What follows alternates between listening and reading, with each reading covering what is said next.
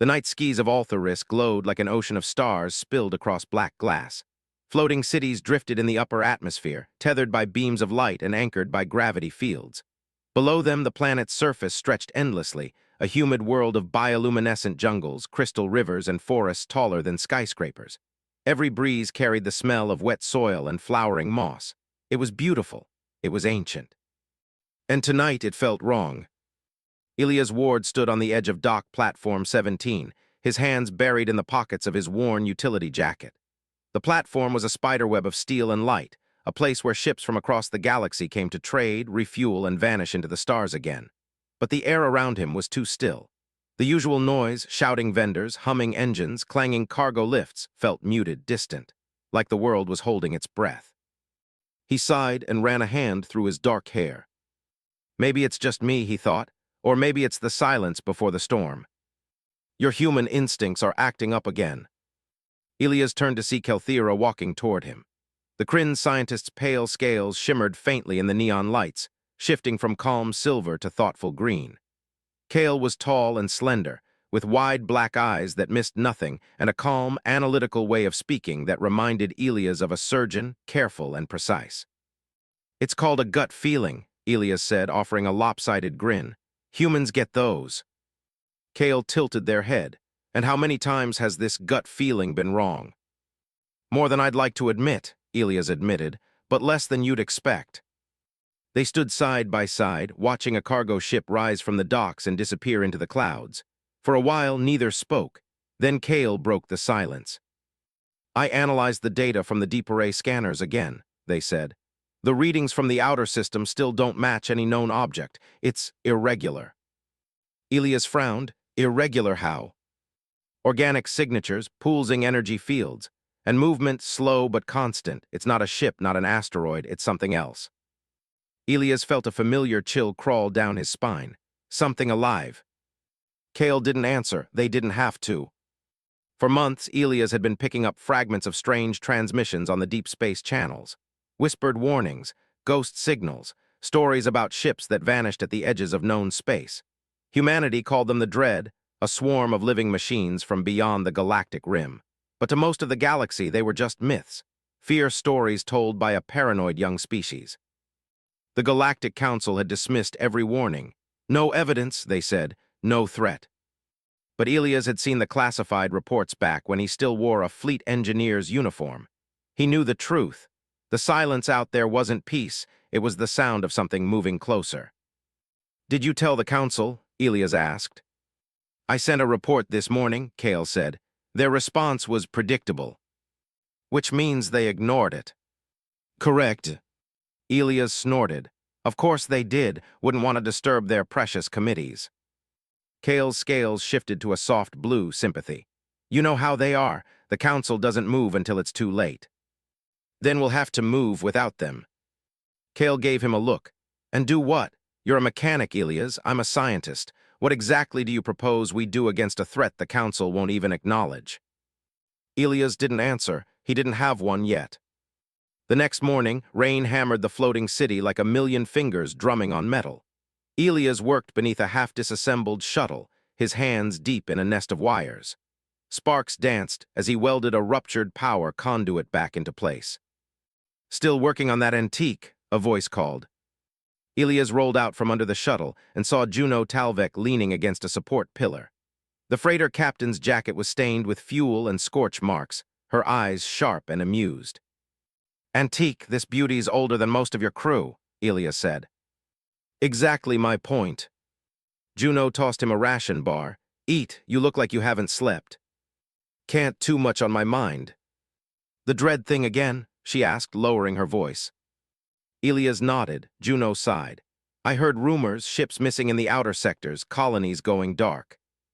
"Not rumors," Ilias said. "Kale found movement, organic movement, it's coming this way." Juno crossed her arms, and the Council. "Pretending nothing's happening." "Typical." Ilias glanced at her. "How far out can your ship scan?"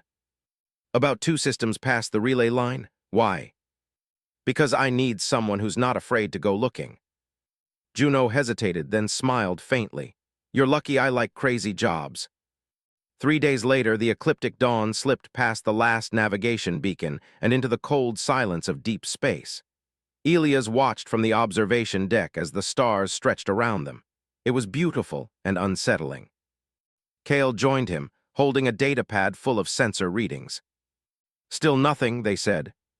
"There's something out there," Elias murmured. "I can feel it." Kale glanced at him, gut feeling again. "Yeah." Then the console beeped. Kale's eyes widened. "We have a contact." "Show me." The main display flickered to life. A single blip appeared on the edge of the sensor range, then another, then 5 more. They were moving slowly, deliberately toward the inner systems. "What are they?" Juno asked from the pilot's chair. Kale's voice was quiet. "I don't know, but they're not ships. They're too irregular." "Transmit the data to the Council," Elias said. "They can't ignore this." "I already did," Kale said. No response. Elias clenched his jaw. "Then we'll make them listen." By the time the ecliptic dawn returned to Altharis, the city was buzzing with tension. Rumors of disappearing ships had become public.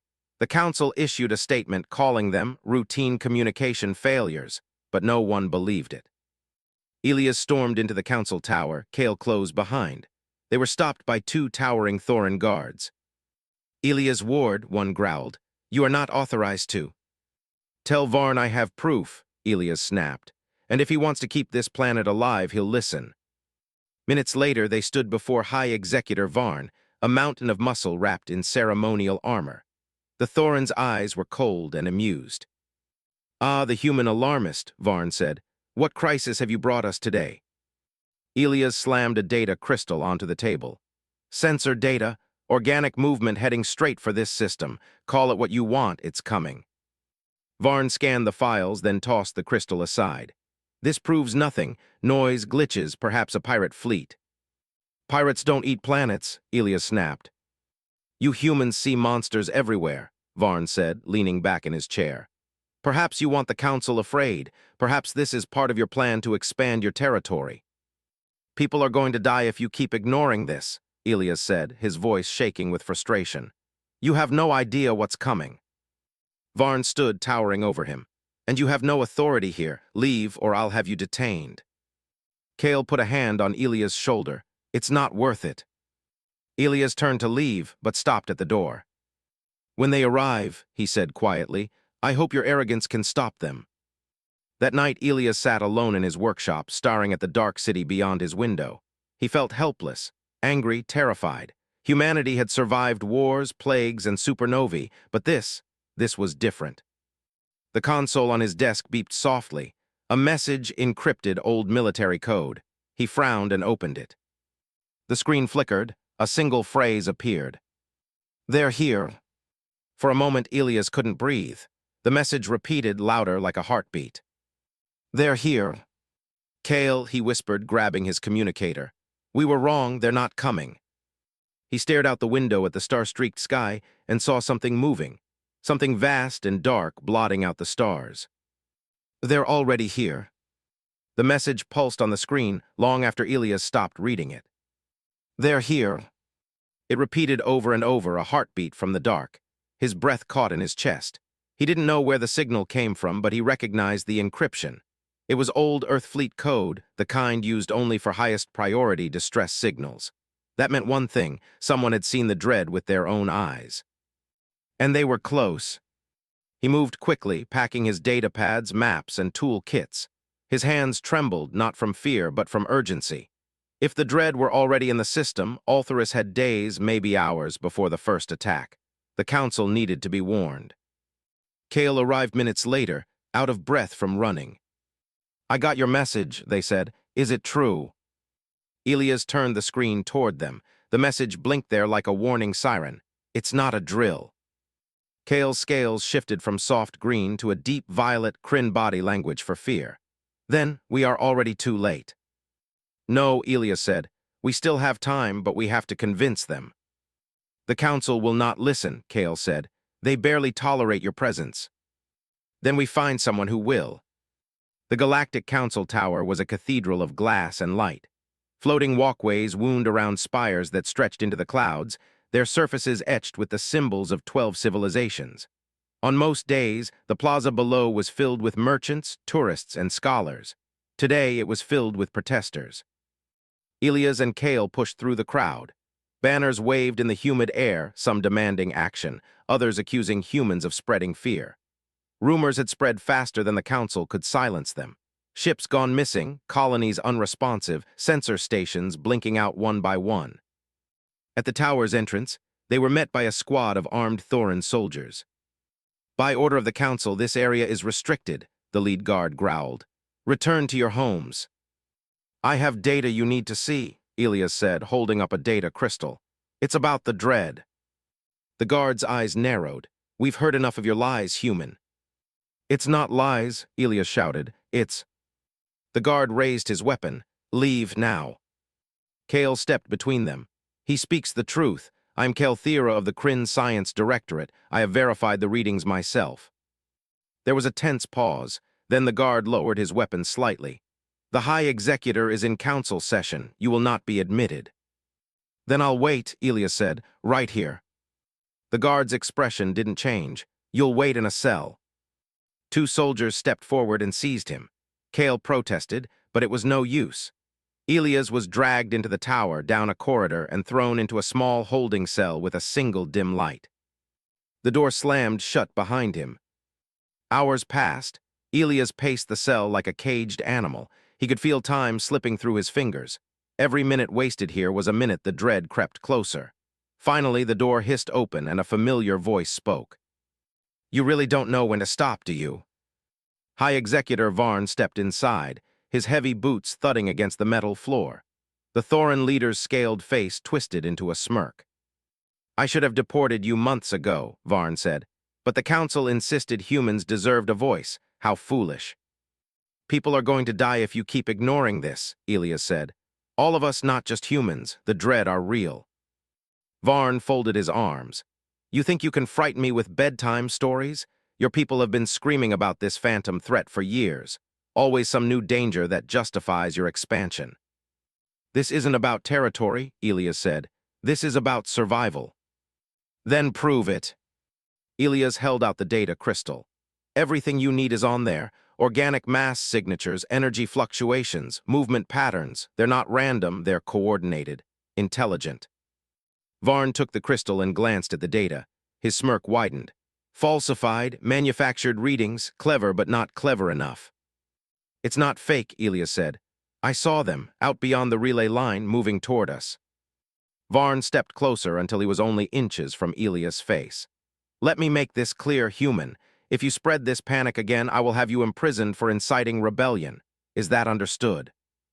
Elias stared back. "When they come, you'll wish you had listened." Varn turned to leave. "When they don't come, you'll wish you had stayed silent." Kale was waiting when Elias was released the next morning. They looked exhausted, their scales dull and colorless. "What did he say?" they asked. "Nothing we didn't already know," Elias replied. "He thinks it's all fake." Kale sighed. "Then we are on our own." "Not exactly," Elias said, lowering his voice. "I reached out to an old contact in the Earth Fleet, Admiral Okonkwo." Kale's eyes widened. "The one building the new fleet." "Yeah, she believes me, and she's preparing, but she says they can't fight this alone." Kale was silent for a moment. "Then we must find allies." Over the next week, Elias and Kale worked in the shadows. They met smugglers in backroom taverns, spoke with mercenary captains, and whispered to sympathetic officials in dark corridors. Most dismissed them as paranoid. A few listened. One of them was Captain Drix, a Vraxian privateer known for his hatred of the Council. "I don't trust humans," he told Elias, "but I trust the Council even less. If something's coming, I'll help." They formed a covert network, a chain of relay beacons and scout ships scattered along the edge of Council space. Their mission was simple: detect the dread before it was too late. It was risky, illegal, treasonous. It was also the only chance they had. 12 days later, one of the beacons went dark. Elias stared at the alert flashing on his terminal. "Beacon 7 isn't responding." Kale checked the logs. "Last transmission was 17 minutes ago, then nothing." "Could be a malfunction." Kale shook their head. The beacon has redundancies. Even a power failure would trigger a distress ping. This is deliberate. Pirates, Juno suggested. Or something worse, Elias said. Before anyone could reply, another alert sounded. Beacon 8 offline, then Beacon 9, then 10. They're moving, Kale whispered, straight toward Altharis. The council's next session was chaos. Delegates shouted over one another, demanding answers about the vanishing colonies and disappearing ships. Official reports blamed pirates, rogue AI, unstable warp lanes, anything but the truth. But the truth was getting harder to ignore. This is your doing, Varn thundered, pointing at Elias from across the chamber. You have stirred panic with your lies. My lies, Elias shouted back. How many ships have vanished this month, Executor? How many colonies are silent? That is irrelevant. It's not irrelevant if they're dead. The chamber erupted in noise. Wheeler, the Kryn ambassador, slammed his forearms on the table for silence. Order, he shouted. We will have order. Silence fell heavy and tense. Elias stepped forward, his voice steady. We're out of time, they're coming, and if we don't act now, this world will burn. Varn sneered, then let it burn. Kale rose from their seat. Enough, you sit here and argue about pride while the enemy draws near. I have seen the data. Elias Ward is telling the truth. The chamber buzzed with whispers. It was the first time a non-human had publicly sided with Elias. Wheeler looked around the table. We cannot ignore this any longer. We must investigate. Varn slammed a fist against the table. I will not commit our fleets to chase ghosts. Then you'll have no fleets left, Elias said quietly. 2 days later, a patrol frigate was dispatched to investigate the region where the beacons had gone dark. Its captain, a veteran of 100 campaigns, promised to report back within 6 hours. It never did. The last transmission came 4 hours into its mission. The feed was distorted, but the crew's screams were clear. Then static, then silence. Kale stared at the recording in horror. It wasn't pirates. No, Elias said, it's them. 3 nights later, a storm swept across Altharis. Lightning split the sky as wind howled through the floating city. Elias stood on the observation deck, staring into the darkness beyond the atmosphere. He wasn't looking at the storm. He was looking past it to the edge of space, where the stars seemed dimmer than they should. They're here, he whispered again. Kale joined him. Do you think the council will finally believe us now? They won't have a choice. A sudden flash lit up the horizon, a streak of light cutting through the upper atmosphere. Then another, and another. What is that? Kale asked. Elias felt his stomach twist. Escape pods. From where? From the patrol fleets. One pod streaked past them, burning through the sky like a falling star. Then the alarms began to scream, deep, wailing tones that echoed through the entire city. A voice boomed from the emergency broadcast system. Unidentified objects entering orbit. All defense forces to readiness condition 1. Repeat, condition 1. Kale looked at Elias, fear written in every movement of their scales. It's starting, isn't it? He nodded slowly. The silence is over. The Dread are in orbit. Ships are falling. The war is about to begin. The alarm screamed across Altharis, echoing from the crystal towers down into the jungle canopy far below. Red lights bathed the floating city in a bloody glow. Ships scrambled from the docks, their engines roaring as they climbed into the black sky.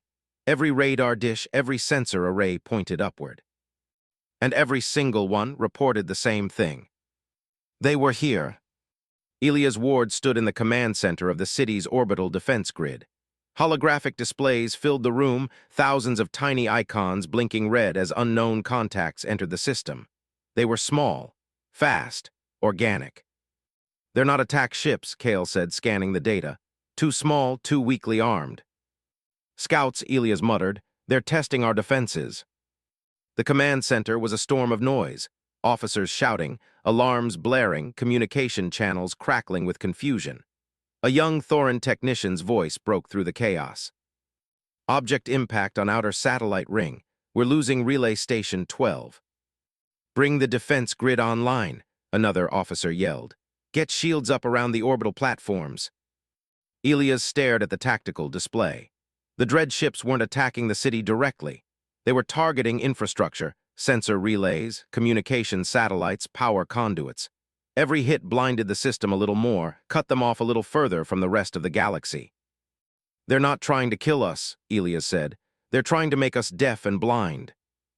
Kale's scales shifted to alarmed orange. "If we lose comms with the Council, we lose any chance of coordinating a defense." "Then we don't let that happen." Elias rushed for the console, fingers flying across the controls. He rerouted power, forced the network to bounce signals off secondary relays. But one by one, those relays began to die too. The Dread were efficient, methodical. They were cutting Altharis off piece by piece. A harsh voice filled the room. "Stand down, Ward. You are not authorized to access those systems." Elias turned. High Executor Varn stood in the doorway, flanked by 2 armored guards. His eyes burned with cold fury. "What are you doing here?" Elias snapped. "Stopping you from making this worse," Varn said. "Your reckless interference is destabilizing the network." "I'm trying to save the network." "You are exceeding your clearance," Varn barked. "Guards, remove him." 2 soldiers moved toward Elias. Kale stepped between them. "Stop this, Varn," Kale said. "He's right. The Dread are disabling our communications if we don't." "Enough," Varn roared. "The Dread are a human fabrication, a lie you spread to justify your aggression, and now your false alarms are tearing this world apart." Kale's scales flashed deep red rage. "Open your eyes, look at the sky." "Those are drones," Varn snarled. "Pirates, rebels, anything but your mythical monsters." Elias stared at him, disbelief turning to cold realization. "You want this to be fake." Varn, jaw tightened. "Because if it's not fake, then we are at war, and that means admitting the humans were right." The guards seized Elias by the arms. He didn't resist. He couldn't. There was nothing left to say. They were trapped by arrogance, and pride was killing them faster than the enemy ever could. They dragged Elias into a holding cell deep beneath the tower. Kale tried to intervene, but Varn ordered their arrest too. The scientists shouted, cursed, and fought. But in the end, they were thrown into a cell beside Elias, the door sealed with a magnetic lock. For a long time, neither spoke. They just sat there in the dim light, listening to the distant rumble of explosions.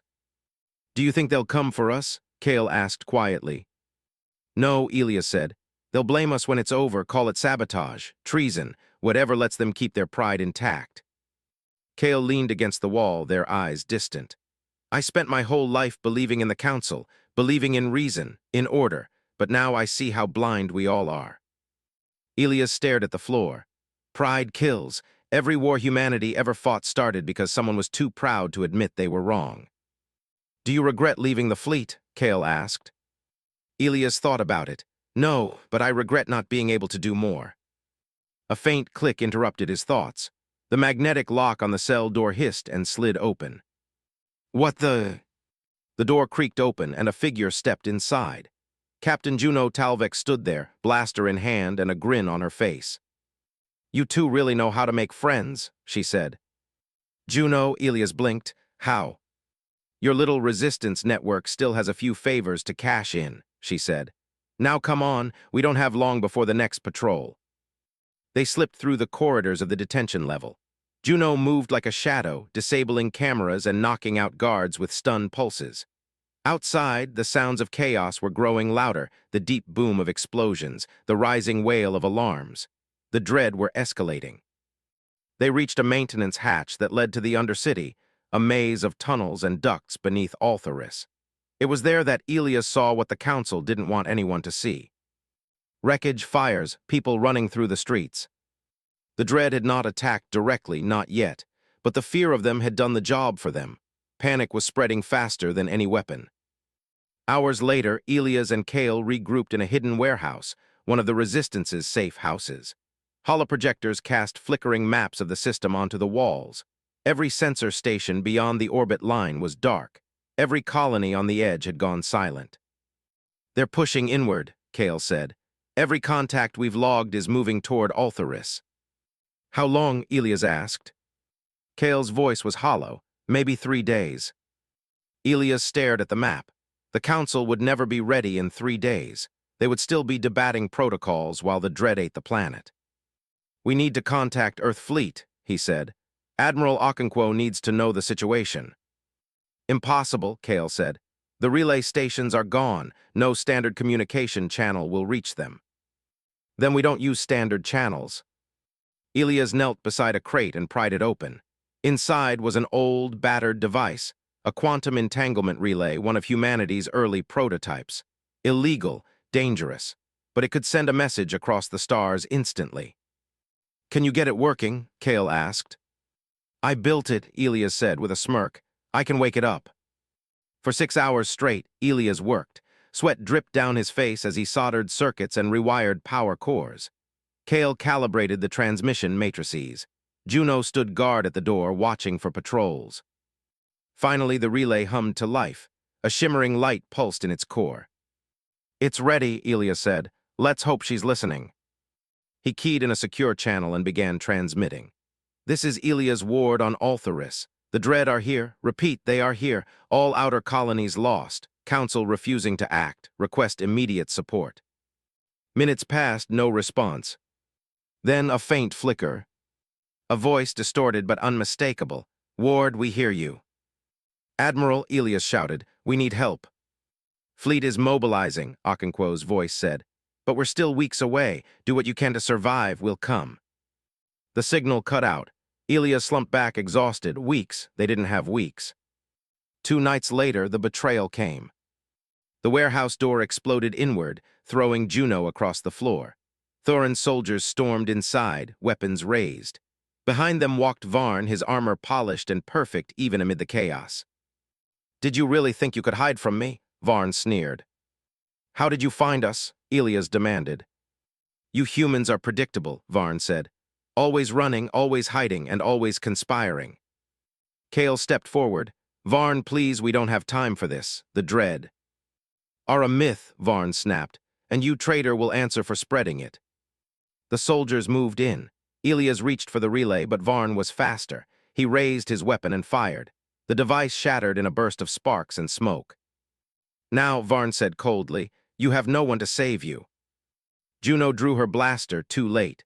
A soldier clubbed her across the head and she collapsed. Kale was thrown to the ground. Elias fought, but a stun baton cracked against his ribs, sending him crashing into the wall. Varn loomed over him. You will rot in a cell until this is over, and when the council sees your lies for what they are, you will be executed. Elias coughed, blood in his mouth. When the Dread come, your execution won't matter. Varn smiled thinly. Then I'll die knowing I was right. They were dragged out into the rain and shoved into a transport. The night sky was alive with streaks of fire, defense platforms burning in orbit. The city was a sea of chaos. Sirens wailed, people screamed, and the glow of distant explosions lit the clouds. As the transport lifted off, Elias looked out the window and saw something that made his heart stop. The stars were moving. Not ships, not meteors, something alive. They swarmed across the sky like a tide of darkness, blotting out the light. Kale's voice trembled beside him. Elias, what is that? He swallowed hard. The rest of them.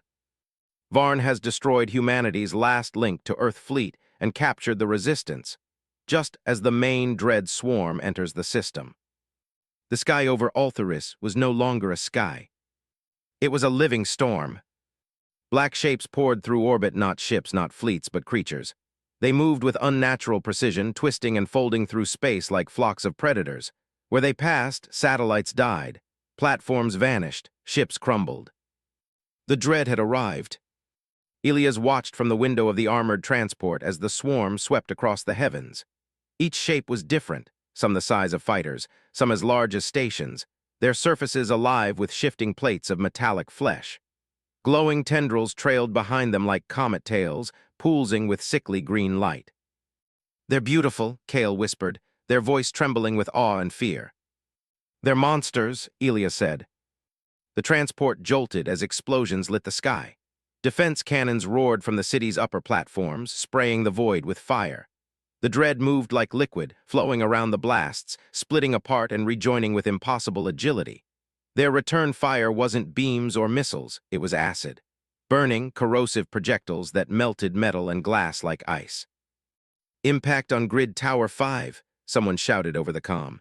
We've lost power to the northern shield wall. They're breaking through the perimeter, another voice cried. Elias slammed his fists against the bulkhead. We have to get out of here. Stay down, a guard barked. Prisoners don't give orders. The transport banked hard. Through the viewport, Elias saw a massive silhouette rising above the swarm, a dread creature the size of a mountain, its body a writhing mass of interlocking plates. It opened a maw lined with thousands of shifting, crystalline teeth and swallowed a defense platform whole. Cale gripped the edge of the seat. We are not prepared for this. No one is, Elias muttered. The prison transport never reached its destination. Halfway to the detention center, a shockwave ripped through the sky. The vehicle bucked violently, alarms blaring. The pilot shouted something about debris field and engine failure, and then the world turned upside down. They crashed into the Undercity, a labyrinth of steel and shadow beneath the floating metropolis. The impact tore the hull open and hurled Elias across the compartment. Pain exploded through his body as he slammed into the bulkhead. For a moment, there was nothing but smoke and ringing silence. Cale, he croaked. I'm here, came the weak reply. The Kryn scientist was slumped against the opposite wall, their scales bruised but intact. The guards weren't so lucky. Two were unconscious. One was pinned beneath wreckage. The pilot was dead. Elias staggered to his feet, coughing through the haze. He kicked open the emergency hatch and dragged Cale out into the Undercity tunnels. We have to move, he said. Where? Cale asked, stumbling after him. Anywhere but here. The Undercity was chaos. Civilians ran screaming through the tunnels. Fires burned unchecked. The ground shook as shockwaves rolled down from above. The city was being torn apart. Everywhere Elias looked, he saw fear. Alien faces twisted in terror. Families huddled together under collapsed walkways. Children crying in languages he didn't understand. It wasn't just a military defeat. It was the collapse of everything. We need to get to a comm array, Elias said. If we can reach anyone, maybe we can still call for help. Most arrays are offline, Cale said, destroyed by the first wave. Then we build one, Elias said grimly. Find a signal booster, anything. They scavenged what they could, parts from broken drones, shattered comm terminals, and abandoned service stations. Elias' hands worked by instinct, snapping components together, rerouting power through jury-rigged circuits. Cale calibrated the receiver arrays with steady precision. Within hours, they had a crude transmitter. It wasn't much, but it could broadcast a distress signal across the planet. Signal ready, Cale said. Who do we call? Anyone who'll listen. Elias pressed the activation switch. A pulse of light shot skyward. The reply came 20 minutes later. Is Captain Drix of the Iron Lark. Repeat, Iron Lark. We read you, Ward. Elias exhaled in relief. Drix, thank God, what's the situation up there? Hell, Drix said. Half the fleet's gone. The Council's command ships are scattered. They're still arguing over chain of command while the swarm chews them apart. Typical, Elias muttered. Listen, we need to regroup. Pull anyone still fighting back to a single defensive line, somewhere we can make a stand. Easier said than done, Drix replied. The Dread control orbit, they're blocking every escape route. Then we fight them here, Elias said. In the atmosphere, street by street if we have to. There was a long silence. Then Drix said, You're insane. Probably, Elias said, but it's that or extinction. They weren't alone for long. Survivors trickled into the Undercity, soldiers, engineers, medics, and civilians willing to fight. Elias and Cale organized them into strike teams, turning maintenance tunnels into bunkers and service bays into repair yards. Word spread quickly. Humans and aliens alike began to rally around Elias' plan. The Council still refused to act, their leadership paralyzed by fear and pride, but ordinary people, the ones who had everything to lose, were ready to resist. Funny, Juno said, appearing at Elias' side with a bloodied bandage wrapped around her head. Last time I checked, you were a mechanic. Now you're leading a rebellion. I don't want to lead anything, Elias said, tightening a power coupling. I just want to keep people alive. Same thing, isn't it? Juno said with a wry smile. 3 days into the siege, the Dread finally descended. The ground shook as the first of them breached the city's outer layers. Giant, centipede-like constructs crawled through the streets, tearing through buildings with scything limbs. Swarms of smaller organisms, insectoid drones with acid-dripping mandibles, flooded the tunnels. Elias watched from the control hub as makeshift defense turrets roared to life. Plasma bolts ripped into the Dread, tearing chunks from their living armor. Some fell, most kept coming. "Hold the line," he shouted into the comm. "Don't let them breach Sector 5. A team of human engineers triggered an improvised electromagnetic pulse. A wave of energy rippled through the swarm, stunning dozens of drones mid-charge. Soldiers rushed forward, blasting them to pieces. For a moment it worked. For a moment the line held. Then the adapting began. The next wave of Dread moved differently. Their armor shifted, absorbing the pulse. Their movements adjusted, dodging turret fire. They learned, evolved, improved. "They're changing tactics," Kale said, eyes wide. "They're adapting to us." Elias gritted his teeth. "Then we adapt faster." By nightfall, half the city was gone. Fires raged across the skyline. The air was thick with smoke and ash. Every street was a battlefield. The defenders were exhausted, bloodied, and running out of supplies. Elias crouched beside a shattered barricade, his hands slick with grease and blood as he repaired a disabled turret. Kale knelt beside a wounded soldier, sealing a plasma burn with a field kit. "Status?" Elias asked. "Grim," Kale said. "We've lost 70% of our forces. We can't hold much longer." Elias wiped sweat from his brow. "We don't need to hold forever, just long enough." "Long enough for what?" Kale asked. "For Akinquo to arrive." Kale's eyes met his. "And if she does?" Elias stared at the burning skyline. "Then we die on our feet." The next day, the Dread changed everything. A new form appeared in the sky, colossal, cathedral-sized organisms shaped like spires of obsidian. They didn't attack. They landed in the city, drilling themselves into the ground, and then they started building. "What are they doing?" Juno asked. Elias stared at the scanner. "Terraforming." "Terraforming," Kale repeated. "Here." "They're not just here to kill us," Elias said. "They're here to replace us." The realization hit like a thunderbolt. The Dread didn't conquer planets, they consumed them. They reshaped them into breeding grounds, into factories, into more of themselves. "They're turning Altherus into a nest," Kale whispered. "Not while we're still breathing," Elias said. The decision was made that night. Elias called every surviving leader, every militia captain, every engineer and pilot still alive into the Undercity hub. "This is it," he told them. "If we don't stop those spires, it's over. They'll grow, multiply, and once they do, nothing in this galaxy will stop them." "What do you propose?" Drix asked. "A strike team," Elias said. "We hit one of those spires, hard, show them we can still hurt them." "It's suicide," Juno said. "Probably," Elias replied. "But if we do nothing, we're already dead." There was silence, then one by one heads nodded. At dawn, the strike began. Under cover of smoke and chaos, Elias led a small team through the ruins. They moved like ghosts through broken streets, slipping past patrols and weaving between swarms. Above them, the spire loomed, a mountain of living metal, pulsing with unnatural life. They planted charges at its base, human-made explosives, crude but powerful. As the last detonator was set, Kale's communicator crackled. "Contact," came Juno's voice. "Dread patrol inbound, 2 minutes." "Then we're out of time," Elias said. "Set the timer, 2 minutes." They ran. Behind them, the charges detonated. The explosion lit the sky like a second sun. The spire groaned and shuddered, and then collapsed, a mountain of alien flesh crashing to the ground in a storm of fire and debris. The cheers that erupted across the comms were short-lived. Because then the ground began to shake. Kale's face turned pale. "Elias, what is that?" He turned and froze. The nest was responding. A shadow moved in the distance, bigger than anything they had seen. Bigger than ships, bigger than cities, it blotted out the horizon. It was coming for them. The destruction of a Dread spire provokes a response. A colossal entity is now moving toward Altherus, and humanity may have just provoked something far worse than they imagined. The ground trembled as the shadow advanced.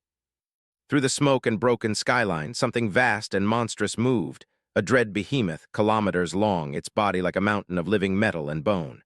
It crawled across the shattered city on countless tendrils, each as thick as a tower, crushing buildings beneath its weight. Its central mass glowed from within, pulsing with sickly green light, and at its heart something beat slow, rhythmic, alive. "This isn't a ship," Kale whispered, eyes wide. "It's a hive." Elias stared in grim silence. We woke it up. The giant organism was moving toward the crater where their strike team had destroyed the spire. The message was clear: "You hurt us. Now we will erase you." "Fall back," Elias shouted into the comm. "All units retreat to fallback point Bravo." Civilians scrambled through the streets as defense lines collapsed. Militia units fell back under waves of organic projectiles and acid bombardments. Even the heavy cannons, their most powerful ground weapons, barely scratched the monster's hide. "Everything we throw at it just makes it angrier," Juno growled through static. "Then we stop throwing," Elias said. "We need a new plan." Hours later, deep beneath the city, the survivors gathered in the command bunker. The room was crowded: human soldiers, alien militia leaders, engineers, medics, and civilians, but it was silent. Everyone knew the truth now. This wasn't a war they could win alone. "We can't stop that thing," Kale said, projecting sensor data into the air. "Our weapons are too weak, our numbers are too few. If it reaches the reactor core beneath the city, Altharis will fall." "Then we need the fleet," Elias said. "What fleet?" Drix asked bitterly over the comm. "The Council's armada is scattered. Most of their ships are either destroyed or hiding." "Then we bring them here," Elias said. "We show them what we're facing. We force them to see." "And if they still refuse?" Kale asked. Elias' expression hardened. "Then they'll die in the dark with the rest of us." 2 days later, a diplomatic shuttle lifted off from the burning surface. It carried a single passenger, Elias Ward. Kale had begged him not to go. Juno had called it suicide. But Elias knew there was no choice. If someone didn't convince the Council, this war would end before it began. The journey to Concordia Prime took 13 hours. It felt longer. He barely slept, haunted by images of burning cities and dying civilians. Every time he closed his eyes, he saw the hive, its endless tendrils devouring everything in its path. When the shuttle finally docked at the Council's orbital station, Elias stepped into a hall filled with marble and gold, banners of 12 great species fluttering overhead. But the beauty was hollow. The chamber reeked of fear. The Council was already in session. Dozens of delegates sat around a glowing, circular table, their voices raised in heated argument. "We must evacuate the core worlds," shouted one. "Evacuation is impossible," another barked. "There is nowhere to run." "Then we negotiate," someone else shouted. "Perhaps the dread can be reasoned with." "They don't negotiate," Elias said, stepping into the chamber. Silence fell. 100 alien eyes turned to him, some curious, some hostile. "And what does a human mechanic know of galactic survival?" sneered Commander Breck, the Thoran representative, his heavy armor glinting under the chamber lights. "I know that while you argue, billions are dying," Elias said. "I know that the swarm is real and it's coming for all of us." "You expect us to trust humanity," Breck growled. "The same species that ignored summons, violated treaties, and built weapons in secret." "We built those weapons to fight this," Elias shot back. "And if we hadn't, Altharis would already be gone." "You provoked them," Breck snarled. "You drew them here." "They were coming anyway," Elias said, his voice rising. "We didn't create the dread, we just stopped pretending they weren't real." A soft voice cut through the tension. "He's telling the truth." Every head turned. Scholar Tin, the Murrian delegate, rose from her seat. Her usually timid voice was steady now. "I reviewed the sensor data myself. The dread exist. They are unlike anything we've ever faced, and if we don't stand together, none of us will survive." Veeler, the Kryn ambassador, spoke next. "We have ignored the humans for too long. They tried to warn us. We failed to listen." "Even if this is true," said Admiral Liss of the Selenar Union, "what can we do? Our fleets are in ruins, our defenses are scattered." "Unite them," Elias said. "Right now, every fleet fights alone. That's how the dread wins, by dividing us. But if we fight together with shared technology, shared tactics, we might have a chance." "An alliance?" Liss asked.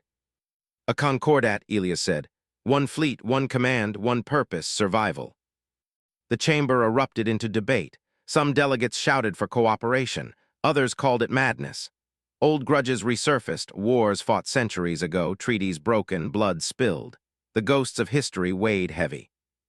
Finally, Velar raised his voice above the chaos. "We are out of time. The swarm will reach the inner systems in 4 months. If we do not act now, there will be nothing left to govern." Silence fell again. "The motion," Velar continued, "is to form the Concordat of free species, an alliance between all member civilizations and humanity. We pool our fleets, our technology, and our knowledge to stand against the dread. All in favor." One by one, hands and claws and tendrils rose. All opposed. Only 2, Breck and a minor delegate from the Kesari clans, kept their arms lowered. "The motion passes," Velar said. "The Concordat is formed." The galaxy changed overnight. Human engineers arrived at alien shipyards, teaching new weapon designs and shield technologies. Kryn scientists shared their energy research. Selenar strategists helped draft new battle doctrines. Even the Thorin, stubborn and proud, contributed their most powerful dreadnoughts. For the first time in history, 12 species worked as one. Training began immediately. Mixed crews learned to communicate, to fight side by side. Fleets drilled together, practicing maneuvers and coordinated strikes. Factories ran day and night, producing weapons powerful enough to pierce dread armor. And deep beneath Geneva, Earth's military revealed its greatest secret: the Cascade device, a prototype weapon capable of collapsing matter into singularities across entire sectors. "It's untested," Admiral Okonkwo told the Concordat leaders, "and it could kill us as easily as them, but it's the best shot we have." 3 weeks later, Ilias returned to Altharis. The city was a graveyard, half destroyed, its skies black with smoke. But it was alive. Defensive perimeters had been rebuilt. New weapons gleamed on the walls, and for the first time since the swarm arrived, the people had hope. "You did it," Kale said as they stood on a balcony overlooking the city. "You united them." "No," Ilias said quietly, "we did." Juno smirked. "So when do we save the galaxy?" "Soon," Ilias said. "Fleet assembly starts next week. Then we take the fight to the swarm." Kale's expression darkened. "And if we fail?" Ilias looked out over the burning horizon. "Then at least we fail together." 2 nights later, an urgent signal jolted the command bunker. "Long-range probes have picked up movement beyond the galactic rim," Drix reported. "Massive movement." "How many?" Ilias asked. "Too many to count." Kale's claws trembled over the console. "Estimate." "Conservative guess," Drix swallowed. 5 to 8 million vessels." Silence fell over the room. Juno's voice was barely a whisper. "We're going to war with a storm." Ilias stared at the display, at the endless tide of signals advancing toward their galaxy, and felt the weight of every life, every hope, every mistake on his shoulders. "They're coming," he said. And for the first time, he didn't say it in fear. He said it as a promise. But even as the Concordat prepared for war, deep in the void between galaxies, something else stirred. Something older. Something larger. Something even the dread feared. A pulse faint, rhythmic, ancient, echoed from the darkness beyond the swarm. And it was moving too. The Concordat is formed and the galaxy unites for war. But just as hope takes root, a new, unknown presence stirs beyond the swarm, hinting that the dread might not be the only threat approaching. 3 months later, the galaxy held its breath. Across 100 worlds, factories thundered day and night. Shipyards glowed red-hot under relentless production. Fleets gathered in the darkness between stars, thousands of vessels of every shape and size, painted with the insignia of 12 one-century civilizations now united under one banner. The Concordat was no longer a plan. It was a reality. On the moon of Kar's Gate, the largest dry dock in known space, the fleet stretched as far as the eye could see. Miles-long carriers floated beside sleek destroyers and angular cruisers. Human warships, matte black and armed with devastating new weapons, formed the vanguard. Thorin dreadnoughts bristling with heavy cannons loomed beside Selenar stealth craft and Kryn shield barges. Even the smallest civilizations had contributed patrol vessels, medical ships, and drone carriers. 14,000 ships. 2 million crew. One purpose. It was here that Operation Threshold would begin. Humanity and its allies, first and possibly last, stand against the swarm. Elias Ward stood on the observation deck of the flagship UES Indomitable, staring out at the impossible scale of it all. The fleet looked small compared to the storm they knew was coming, a handful of stars against an infinite night. And yet, it was the most powerful force ever assembled. "Hard to believe," Juno murmured beside him, sipping bitter ship's coffee. "A year ago, we could barely agree on trade routes. Now we're about to fight for the galaxy." Elias smirked. Funny what survival does to people. Kale approached, a datapad clutched in their claws. Their scales glimmered pale green nervousness. "The quantum field projectors are installed on 90% of the fleet," they reported. "The others will be ready within 48 hours. "Good," Elias said. "What about the cascade?" "Final calibration is underway," Kale replied.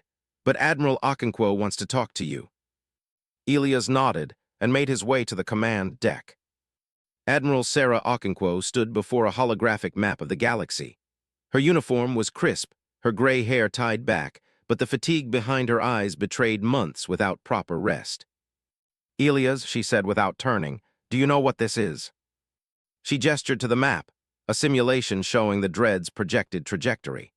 A red tide swept inward from the galactic rim, branching and splitting like roots, spreading toward every inhabited world. "That's extinction," Elias said quietly.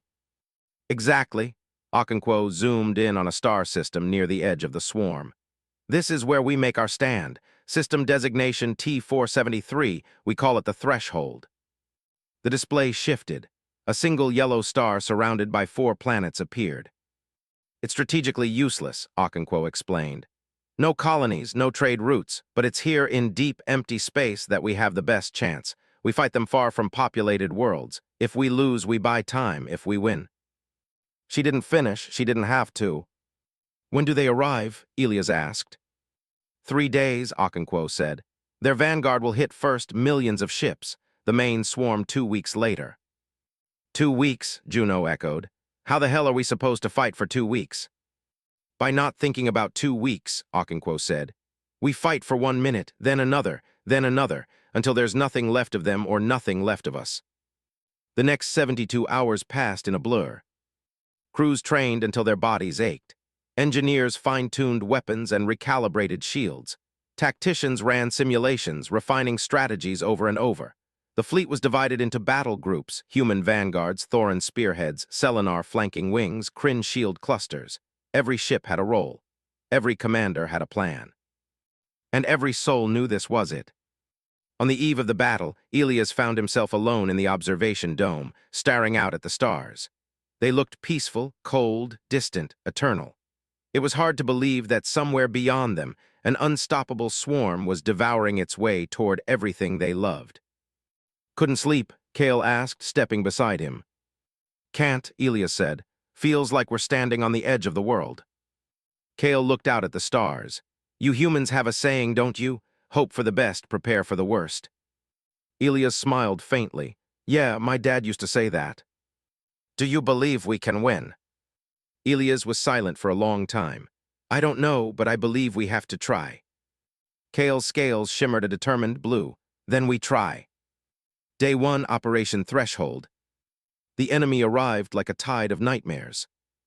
Sensors lit up with millions of contacts, more ships than anyone had ever seen. They blotted out the stars, a living wave of organic vessels moving as one, each pulsing with eerie bioluminescence. The dread fleet stretched across half the system, endless, implacable, unstoppable.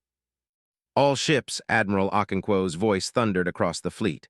"This is it. Hold the line for your worlds, for your people, for the galaxy." Thousands of ships powered their engines, shields flared, weapons charged. "Quantum field generators to maximum," Kale ordered. "Primary targets, command nodes."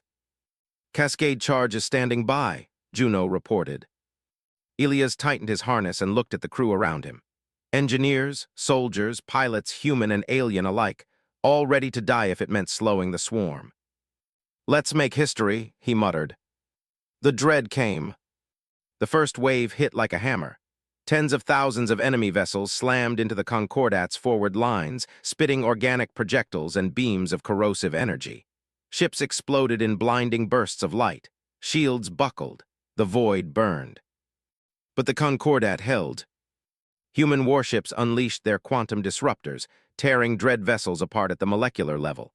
Thoran dreadnoughts blasted massive holes through the enemy ranks. Selenar stealth wings slipped behind enemy formations, striking at command nodes.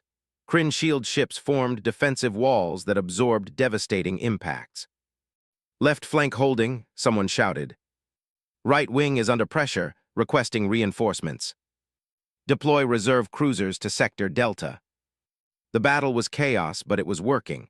For the first time, the Dread were taking heavy losses. Their formations faltered, their advance slowed. Day 3, the cost of survival. The fleet had been fighting for 72 hours without rest. Hulls were scarred and blackened. Ammunition reserves were dwindling. Half of the medical ships were full. And still the Dread came. They're adapting again, Kale warned. Their new vessels are immune to the disruptors. Then switch to Singularity Lances, Elias barked. We'll adapt faster. A Thoran battleship detonated nearby, consumed by a swarm of smaller organisms. A Selenar carrier vanished in a flash of acid beams. The casualty reports were endless, but so were the victories. Entire clusters of dread ships were vaporized by coordinated fire. Thousands more were trapped in quantum interference fields and torn apart. Status of the Cascade? Elias asked. Charging, Juno said, 30%. It's not enough, Okonkwo's voice said over the comm. We need the swarm denser before we trigger it. Pull them closer. Closer, Elias repeated. They're already trying to eat us. If we fire too soon, we waste our shot, Okonkwo said. We get one chance, make it count. Day 6, the breaking point. The fleet was dying. Of the original 14,000 ships, fewer than 10,000 remained. The Dread had lost hundreds of thousands, but they had millions more. The Concordat's line was bending. Soon it would break. They're surrounding us, shouted Drix from the Iron Lark. We're being pushed toward the star. Hold formation, Okonkwo roared. Every second counts. Cascade charge, Elias demanded. 70%, Juno said. We need another 12 hours. 12 hours? Elias slammed his fist into the console. We won't last 12 hours. Then make them bleed for every minute, Okonkwo replied. The enemy surged. The line buckled. Entire squadrons were swallowed whole. The fleet retreated meter by meter into the inner system. Day 8, the eye of the storm. Then suddenly the swarm stopped. The endless tide of dread vessels pulled back, forming a vast, shifting sphere around the battered Concordat fleet. It was as if they were waiting.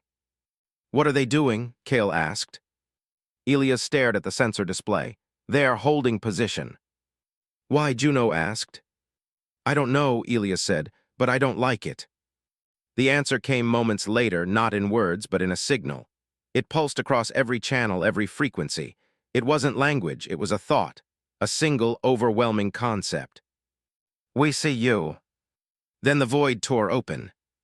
Space itself split apart as something immense emerged, larger than the biggest dread ships, larger than anything anyone had ever seen. Its size dwarfed moons. Its body pulsed with energies that bent the laws of physics. It was not part of the swarm. It was their queen. After 8 brutal days of war, the Concordat fleet is near collapse. And now the dread queen herself has arrived, a colossal entity beyond comprehension, heralding the final stage of the conflict. The void was silent. For the first time in 8 days, no weapons fired, no ships moved, no engines roared. Both fleets hung motionless, staring at the impossible presence that had torn reality apart and stepped into the galaxy. The Dread Queen. She was less a creature and more a living world, a sphere of shifting, blackened plates, each the size of a city, orbiting a pulsing core of blinding white light. Tendrils as wide as mountain ranges curled and uncurled around her, radiating waves of energy that made sensors scream and fail. Even the swarm itself seemed to bow toward her presence, their endless ranks parting to make way. Mother of God, Juno whispered, that's not a ship, that's a planet. Worse, Kale said quietly, it's a god to them. Elias stared at the screen, heart pounding. How do you fight something like that? Okonkwo's voice was calm, too calm. With everything we have left. The queen did not attack, Instead, she spoke. Not in words, not in sounds, but in raw, invasive thought that slammed into every living mind across the system. We are the first. We are the last. You are noise. Elias clutched his head as pain lanced through his skull. All around him, crew members screamed, collapsing to the floor. Lights flickered, circuits overloaded. The ship itself groaned as if the message had weight. She's trying to break us, Kale gasped. Psychic resonance, it's everywhere. Block it, Elias shouted. Counter-frequency anything. Kale's claws flew over the console, pumping power into the ship's shielding field. Slowly, the pressure in their minds eased. Across the fleet, others did the same, adapting, fighting back. Humanity had faced worse. Humanity always adapted. The Queen's light pulsed brighter. You will be unmade. On my mark, Akinquo said over the comm. All ships fire at will. The void erupted. Every weapon humanity and its allies had ever built lit up the darkness. Beams of focused plasma, kinetic slugs the size of skyscrapers, singularity torpedoes, all of it streaked toward the dread Queen. The void burned brighter than a star. And when the light faded, she was still there. Untouched. Her armor shimmered with shifting patterns, absorbing the energy and dispersing it harmlessly. Even the most powerful human weapons did nothing but scorch her surface. She's shrugging it off, Juno said, like we're throwing rocks. Keep firing, Akinquo barked. We'll find a weakness. But the Queen had grown bored. She raised a single tendril and a beam of searing light cut across the fleet. Dozens of ships vanished instantly, reduced to molten debris. Another tendril lashed out, and a Kryn shield formation crumbled like paper. The fleet was breaking. Cascade charge, Elias demanded. 92%, Juno said. We need 3 more hours. 3 hours? Elias slammed his fists against the console. We don't have 3 hours. Akinquo's voice crackled through the comm. Then we buy it. The order rippled through the fleet. Hold the line. Ships that could still fight pushed forward. Human cruisers slammed themselves into the Queen's defenses at point-blank range, detonating their cores to buy seconds. Selenar stealth wings dove through impossible gaps to deliver precision strikes against her tendrils. Thorin dreadnoughts formed living shields, absorbing hit after hit until their hulls melted. They fought not for victory, but for time. Starboard batteries offline, shouted Juno. Main thrusters failing, another voice cried. Medical decks overloaded. Elias heard it all, but he couldn't stop. He rerouted power from the engines to the shields, from life support to weapons. Every system bled into another, everything focused on one single goal: survive 3 more hours. Kale clutched the edge of the console, scales flickering with strain. We can't keep this up. Yes, we can, Elias said. We have to. Hour 2. The Concordat fleet was a shadow of what it had been. Where once 14,000 ships had stood, now fewer than 5,000 remained. Most were damaged, many were crippled, and still they fought. Cascade charge at 98%, Juno reported, voice hoarse. Almost there. Hold together, Akinquo said. We're almost at the finish line. Then the Queen moved again. This time, she shifted. Her plates peeled open like the petals of a flower, revealing a swirling singularity at her core, a vortex of raw energy unlike anything any sensor could classify. What is that? Kale breathed. A weapon, Elias said grimly. A big one. The singularity pulsed once. And the star died. The sun at the heart of the T-473 system, the star around which they had been fighting, imploded. In an instant, it collapsed into a dark, churning sphere of gravitational fury. Shockwaves rippled outward, tearing through spacetime. Planets crumbled. Ships were flung like leaves in a hurricane. The Queen wasn't trying to destroy the fleet. She was trying to erase the system. All ships emergency jump, Akinquo screamed. Now. The fleet scattered. Hundreds were caught in the wave and torn apart. Others managed short-range jumps, emerging light years away with scorched hulls and shattered crews. The Indomitable held its ground. Are you insane? Juno shouted. We need to run. If we run, we lose the charge, Elias shouted back. We have to stay. Hour 3. The ship was dying. Fires burned in every corridor. Hull breaches vented atmosphere into space. The reactor was one hit from overload, but the cascade was ready. 100%, Juno shouted. We're charged. Then do it, Elia said. Fire the cascade. Kale hesitated. If we do this now, the recoil will destroy us. Elia's met their eyes. Do it anyway. Kale nodded once. The cascade fired. A pulse of blue light lanced across the void, striking the heart of the dread swarm. Space twisted. Time shuddered. Reality screamed as a gravity field unlike anything known before bloomed into existence. The effect was instantaneous. Dread ships, thousands of them, were ripped apart, crushed into singularities or hurled into deep space. The swarm broke formation. The Queen recoiled, her plates flaring as she struggled to stabilize against the sudden collapse. She's weakening, Juno yelled. It's working. But the weapon wasn't done. The singularity expanded and kept expanding. Cascade field is unstable, Kale shouted. We're going to be pulled in. Shut it down, Okonkwo commanded. I can't, Kale screamed. It's self-sustaining. There was only one option left. Manual override, Elia said, rising from his seat. Juno grabbed his arm. You go in there, you won't come back. I know, he said quietly, but if we don't stop it, the whole galaxy dies. Kale's eyes glistened. Human stubbornness. Human survival, Elias corrected. He stepped into the maintenance chamber, heat washing over him as alarms blared. Sparks rained from the core as the singularity field tore the ship apart. Elias climbed the final ladder and reached the override terminal, a series of manual levers deep in the heart of the reactor. His hands shook, sweat burned his eyes, but he pulled the first lever, then the second, then the third. The cascade collapsed. The singularity shrank, then vanished, leaving behind only wreckage and silence. The Queen was wounded. Massive cracks spiderwebbed across her hull. Her glow dimmed. The swarm was scattered, broken, confused. Signal from the Queen, Kale said, voice trembling. She's retreating. And she was. Slowly, impossibly, the Dread Queen and what remained of her swarm turned and drifted toward the galactic rim, vanishing into the void. The battle was over. They found Elias hours later, unconscious beside the melted override panel. His suit was scorched, his body was broken, but he was alive. When he woke in the medbay, Kale and Juno were there. You did it, Juno said softly. You saved us. No, Elias rasped. We saved us. Where are they? He asked. Gone, Kale said. For now. For now, Elias stared at the ceiling.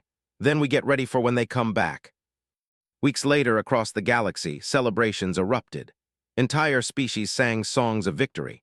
Monuments rose on 100 worlds, carved with the names of the fallen.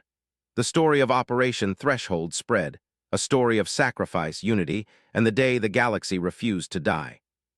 But beneath the triumph, leaders spoke in hushed tones. Scouts had detected something beyond the edge of known space, a pulse faint but steady. Not dread. Something else. Something older. Something watching. Epilogue: silence before the swarm. Elia's ward stood on a balcony overlooking the rebuilt city of Altharis. Children played in the streets below. The skis were clear. The scars of war were fatting. Kale joined him, their scales a calm, steady blue. You should rest. Later, Elia said, there's work to do. Kale tilted their head. Even after everything, you still prepare. Elias smiled faintly. That's what humans do best. We hope for peace, but we prepare for the storm. They stood in silence, watching the sunrise over a healed world. Somewhere in the deep void between galaxies, the silence stirred. And humanity waited, ready.